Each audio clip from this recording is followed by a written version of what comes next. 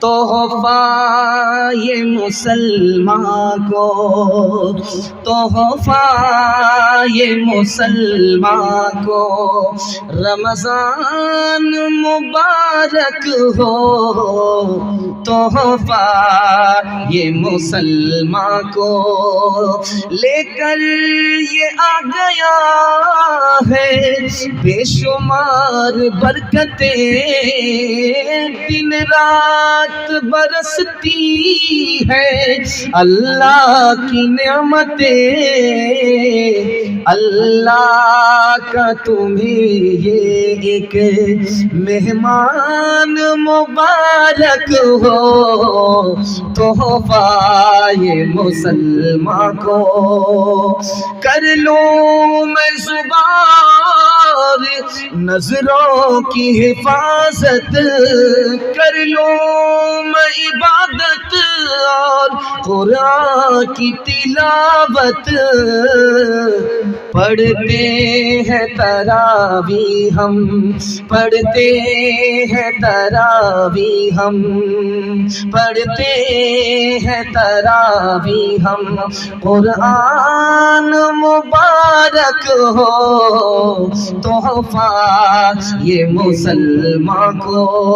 रमज़ान में कौन लोग रोज़ा रखेंगे, कौन लोग रोज़ा नहीं रखेंगे, ये चोरी आपको पकड़ाने के लिए जा रहा हूँ। ठीक रमज़ान ख़त्म होने से पहले एक पोटली दवाई लेकर के टेबल में रख लिया है। झटाझट पानी, झटाझट चाय, हुक्के का बहाना, दिल का धुआं, बीड़ी फूक रहे। अब इधर से समधी आए, अल्लाह आप रोज़ा नहीं रखते, क्या कीजिएगा, देखिए ना ये दवाई है, शुगर अलग है, प्रेशर अलग है, ये अलग है, वो अलग है। ये सारा धोखा दुनिया से चलेगा, अल्लाह से नहीं चलेगा। वो तो दिलों का हाल भी जानता है। काले पहाड़ में काली रात में अगर चूटी चलती है तो उसकी आवाज़ ही नहीं, उसकी आहट को भी खुदा जानता है। और जानते हैं, ठीक रमज़ान से पहले अपने ख्याल को जाहिर कर रहे हैं दूसरे से, यार रोज़ा तो रख लेते, लेकिन सर्दी का रोज़ा होता तो रख लेते। ये गर्मी का रोज़ा है, 15-15 घंटे का होगा, हमारे बाप से नहीं होगा। इंसाफ से बताइए, रोज़ा रखना अगर मुश्किल काम होता तो 7 साल का बच्चा कैसे रोज़ा रख लेता है, 7 साल की बच्ची कैसे रोज़ा रख लेती। और सच्चाई ये है कि आप सहरी खा करके रोज़ा रखे हुए हैं, 10 बजे दिन तक आपके पेट में दाना है, पानी है, आपको भूख नहीं लग रही है, प्यास नहीं लग रही है, और उसके बाद आपने नहा लिया तो पूरा बदन ठंडा हो गया। 12 बजे तक आपको भूख प्यास नहीं लगी, उसके बाद काम धंधा करके आप सो गए, आँख खुली, जोहर का वक्त हो गया, अब आपको भूख लग रही है, प्यास लग रही है। अल्लाह के बंदे, कितनी देर का रोज़ा है, एक झटके में पास हो जाएगा। हिम्मत के साथ खुदा है, हिम्मत हारने पर खुदा भी साथ में। एक आदमी था, घर वाले को धोखे में रखता था कि मैं रोज़े से हूँ, पाबंदी से सहरी खाता था, उठ करके पाबंदी से इफ्तारी खाता था, लेकिन रोज़ा एक भी नहीं रखता था कि रिकॉर्ड ख़राब हो जाएगा। जब उसको भूख लगे तो प्यास लगे तो उसका एक जुगाड़ बनाया था अपना, गमछा ले, लुंगी ले, नहाने के बहाने से डुबकी मारे, जी भर करके पानी पी, पूरा कोटा दिन भर का पूरा हो जाए, 5 लीटर पानी। वो पेट क्या था, इंडिया गेट। 99 दिन चोर के, 1 दिन कोतवाल का। जैसे ही डुबकी मारी, आदत के मुताबिक मुंह खोला, टिंगड़ा मछली मुंह में घुस गई। अब क्या था, दायां काटा ऊपर, बायां काटा नीचे, मुंह बा दिया बद्दो मछली की तरह। अब डॉक्टर के पास जब लाया गया कांटा निकालने के लिए, तो वो सर पकड़ करके बैठ गया, किस मनहूस को लेकर के आए। कच्ची मछली इसके मुंह में कैसे घुस गई है, मुझे समझ में नहीं आ रहा। तुम्हें क्या समझ में आएगा, ये घोटाला है। ये रोज़ा तो रखता ही नहीं था, ऊपर से फीट फाट था, नीचे से मकामा घाट था। रोज़ा रखने में आपको इतना मज़ा आएगा, मैं एक लाइन में नमूना सुनाने के लिए जा रहा हूँ। आपको रोज़ा रखने में बहुत मज़ा आएगा। नमाज अल्लाह के लिए, ज़कात अल्लाह के लिए, हज अल्लाह के लिए, लेकिन अल्लाह ने सिर्फ रोज़े के बारे में फरमाया, रोज़ा मेरे लिए। मैं बता रहा हूँ, आपका दिल बहुत मजबूत हो। जब आदमी रोज़ा रखता है, खाना बंद, पानी बंद, बीवी से कोई मतलब नहीं। और रोज़ाना अल्लाह का यही हाल है, वो खाता नहीं है खिलाता, वो पीता नहीं है पिलाता है, वो जोड़े बनाता है, मियाँ को बीवी देता है, बीवी को मियाँ देता है, लेकिन उसको बीवी से मतलब नहीं। और ठीक आप देख लीजिए, सहरी के बाद से रोज़ा शुरू हुआ है, सूरज गुरूब होने तक बंदा क्या कर रहा है? खाने से मतलब नहीं, बीवी से मतलब नहीं, पानी से मतलब नहीं। क्या मतलब हुआ? रोज़े की हालत में खुदा का बंदा खुदा की नकल उतारता है, इसलिए खुदा कहता है रोज़ा मेरे लिए। और एक बात सुन करके आपको बड़ी हैरत होगी, आपने नमाज पढ़ी, इसका बदला जन्नत है। आपने हज किया, इसका बदला जन्नत है। आपने ज़कात दिया, इसका बदला जन्नत है। रोज़े का बदला क्या है? तो हदीस में आता है कि रोज़े का बदला जन्नत देने वाला खुद खुदा है। जिसको खुदा मिल गया उसको खुदा ही मिल गई। इंशाल्लाह बायां दायां रोज़ा रखेंगे, हाथ उठाइए इंशाल्लाह। हाँ, ये ध्यान से सुनिएगा। ठीक 20 रमज़ान पर एतकाफ में एक आदमी मिलता है, बस पूरी मस्जिद, इतनी बड़ी मस्जिद में एतकाफ के लिए एक ही आदमी मिलता है। वो भी जवान नहीं होता, जवान को टाइम नहीं है नेकी कमाने के लिए, दुनियादारी के लिए फुर्सत है, और सीज़न आया है 10 दिन का, एक दिन सोना एक दिन जागना, इसके लिए उसको टाइम नहीं है।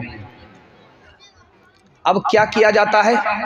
इस मोहल्ले में भी आदमी नहीं मिलता, उस मोहल्ले में भी आदमी नहीं मिलता, तो किसको बैठाया जाए एतकाफ में?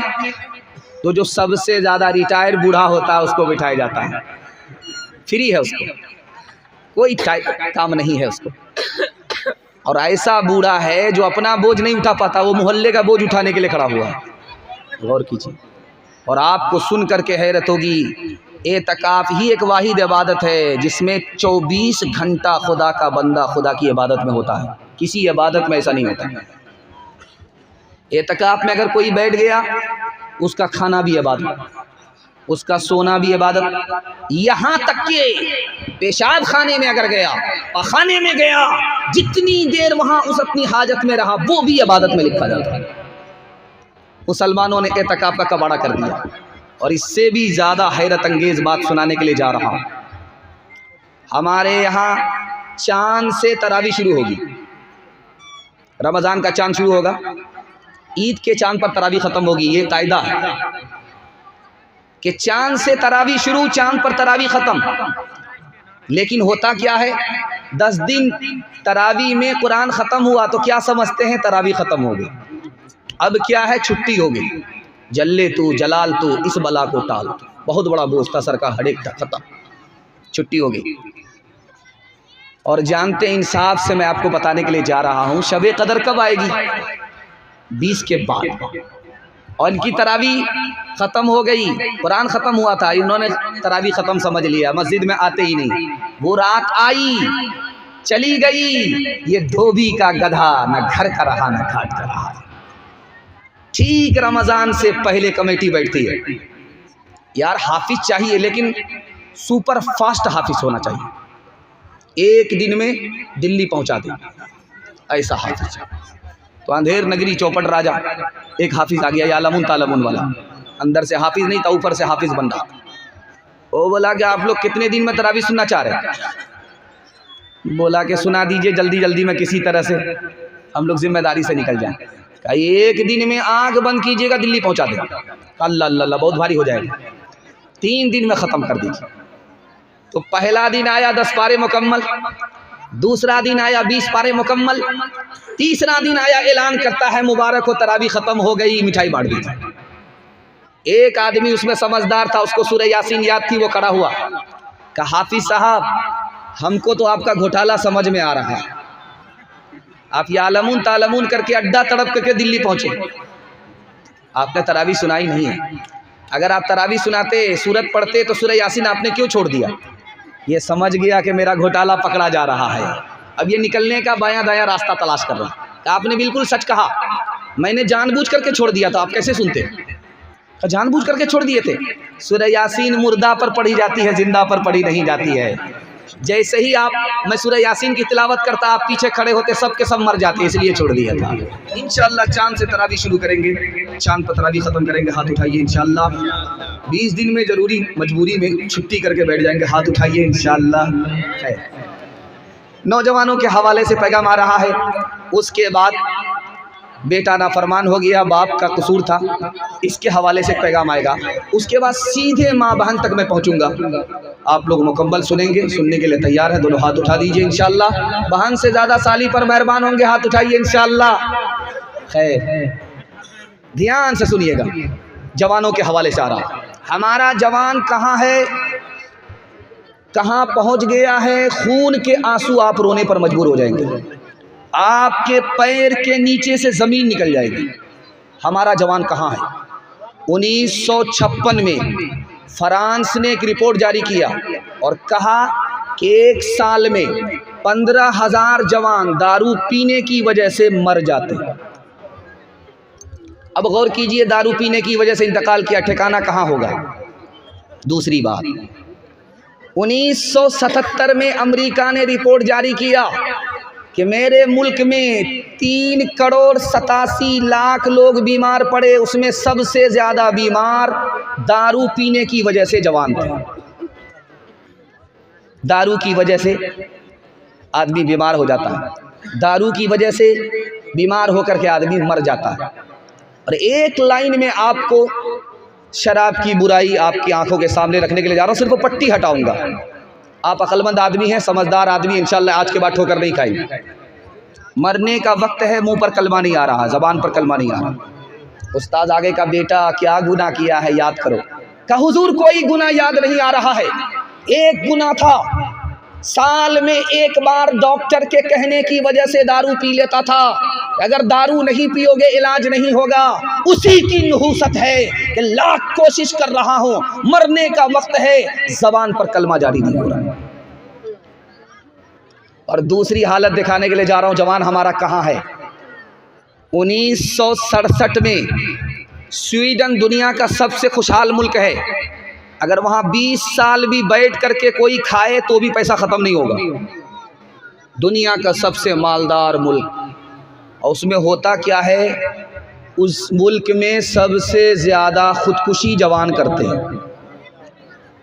अमेरिका दुनिया का सबसे ज़्यादा खुशहाल मुल्क है। हर 2 मिनट में 2 जवान खुदकुशी करते हैं। हर घंटे में एक की खुदकुशी मुकम्मल हो जाती है, एक को बचा लिया जाता है। ये खुदकुशी हो क्यों रही है? जुआ खेलने की वजह से, और लड़की हारने की वजह से, मोहब्बत हारने की वजह से, इश्क और मोहब्बत हारने की वजह से। एक जवान का रिकॉर्ड था, 19 घंटा जुआ खेलता रहा, 19 घंटा, 75 लाख रुपए हार गया। अब उसकी आंख के सामने अंधेरा आ गया, पैर उठ ही नहीं रहा है। मारे शौक के रिवाल्वर निकाली, सर पर गोली ठोक दी, न इधर का रहा न उधर का रहा। मैं हाथ जोड़ करके अपने जवानों से कहता हूं कि अगर तरक्की करना है तो 1 साल जुआ छोड़ करके दिखाइए, 10 साल के बराबर तरक्की।